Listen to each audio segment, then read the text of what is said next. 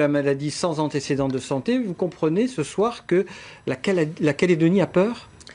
La Calédonie, les Calédoniens doivent être inquiets par rapport à cette triple épidémie dans laquelle on est vraiment au tout début. Et il faut absolument se mobiliser pour éviter l'extension de cette épidémie et qu'elle prenne plus d'importance. Pour cette deuxième victime dont nous parlons ce soir, est-ce que c'est bien la dengue qui est la cause de la maladie? Est-ce qu'on a fait une autopsie qui a été pratiquée sur le corps ou pas? Il n'y a pas eu d'autopsie. Cette patiente était suivie à l'hôpital depuis plusieurs jours en service de réanimation et le diagnostic est formel, il s'agit de la dengue. Mais sans autopsie, on peut être sûr que ce soit la dengue? Oui, les prélèvements ont confirmé qu'il s'agissait bien d'une dengue. Cette situation interpelle fortement. Est-ce qu'on n'a pas sous-estimé la gravité de la maladie à l'heure où nous parlons? Mais je pense que les Calédoniens savent que la dengue peut être asymptomatique ou extrêmement grave, voire mortelle. Malheureusement, on a pu le constater ces dernières semaines. Je crois qu'il faut être bien conscient que la dengue est une maladie qui peut être extrêmement grave. Mais on n'a pas sous-estimé cette maladie? Je pense que depuis plusieurs semaines, le gouvernement et les services, notamment de la ville de Nouméa, font l'essentiel pour mobiliser la population, pour prendre des mesures d'épandage, de lutte contre les gîtes larvaires. Je pense que les Calédoniens sont informés, mais ils ne sont certainement pas suffisamment mobilisés et ils se sentent peut-être pas suffisamment concernés pour agir à leur niveau individuel pour lutter contre cette épidémie. Oui, ça c'est vrai, on entend souvent nous dire, vous nous dites souvent, soyez responsables. Mais les responsables sont-ils responsables? Vous parlez des moyens. Est-ce que la stratégie n'est pas en cause dans cette lutte contre cette maladie? Alors, à mon sens, les collectivités interviennent dans la lutte contre une épidémie comme la dengue pour 20%.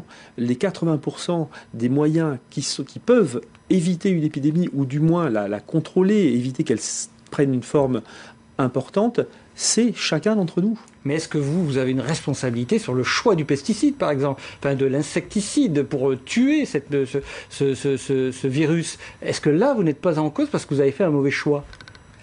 Alors les choix sont alors il y a deux sortes d'insecticides. Il y a les larvicides qui sont utilisés et depuis un mois à peu près, avec la ville de Nouméa et la DAS, nous menons une étude pour mesurer l'efficacité d'une pulvérisation par le BTI à grande échelle par un appareil spécial que nous avons fait venir d'Europe pour faire de l'épandage de larvicides, de produits larvicides. Pour ce qui concerne les produits adulticides, actuellement il est utilisé par l'ensemble des communes, la deltamétrine, qui malheureusement a montré, c'est vrai, une certaine résistance, notamment dans certains foyers à Nouméa, une résistance qui peut aller jusqu'à 50%. Mais Monsieur Grandjean, vous ne m'enlèverez pas de l'idée que quand on utilisait le malathion, il y avait 0 mort. Aujourd'hui, on a arrêté le malathion, il y a 2 morts. Je confirme qu'effectivement, le malathion est un adulticide extrêmement efficace qui ne connaît pas de résistance. Alors pourquoi est-ce qu'on l'a arrêté? Bon, on pense qu'il y a des effets cancérigènes, certes, mais est-ce qu'on ne peut pas trouver un autre tueur de moustiques qui soit plus efficace? Alors malheureusement, il y a 2 produits biocides adulticides, c'est la deltamétrine et le malathion. On n'a malheureusement pas d'autres produits qui soient efficaces. On est dans la convergence de 3 épidémies, plus le Zika. Comment va-t-on sortir de cette situation? Parce que là, si ce soir on voit les choses avancer, on est à 2, on peut arriver à 3, à 5, à 10. Alors effectivement, il faut être conscient que c'est le début de l'épidémie et qu'elle peut prendre une allure beaucoup plus importante, être beaucoup plus grave. Je pense que c'est la raison pour laquelle chacun d'entre nous doit se mobiliser. Il y a des gestes simples pour éviter d'élever des moustiques. Je pense que chacun est responsable d'une partie de l'action. Mais n'y a-t-il pas des mesures d'urgence, par exemple rentrer chez les gens, parce qu'il y a le problème de la propriété privée, on a entendu ça l'autre jour, c'est bien beau, mais à un moment donné, il faut prendre des mesures d'urgence pour dire ça suffit, on rentre chez les gens et on nettoie. La loi ne le permet pas aujourd'hui. Ben oui, mais il y a bien des mesures d'urgence qui le permettent.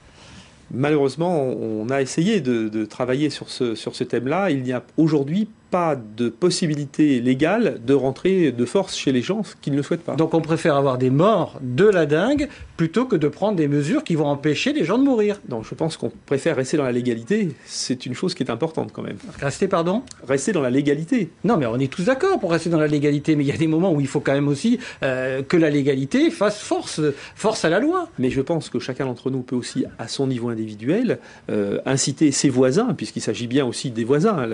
À partir d'un cas, il faut aussi mobiliser ses voisins pour faire en sorte qu'autour de chez soi, il n'y ait pas de moustiques.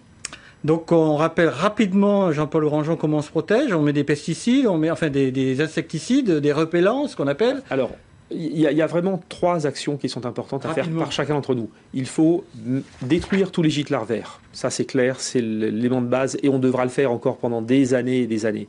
Il faut ensuite se protéger en utilisant des répulsifs. Et il faut aller voir son pharmacien pour connaître les bons répulsifs. Il y a des répulsifs qui ne sont pas efficaces. Et enfin, il faut, si on est malade, aller voir son médecin pour qu'il puisse déclarer la maladie et vous donner